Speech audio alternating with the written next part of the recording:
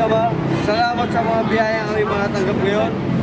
At sana gabayan nyo ang mga naghanda ng pagkain na ito. Lord, sana maging kalakasan namin ito.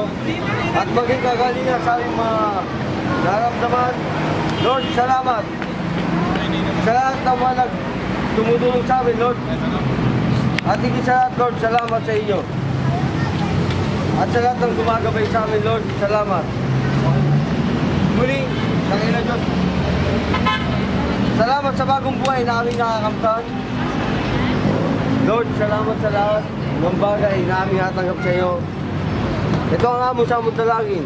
Lord, sana gabayan nyo ang mga nag-prepare ng pagkain nito, lalo na kay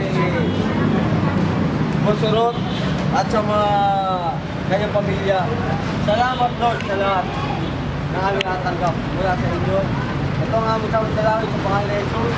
Amen.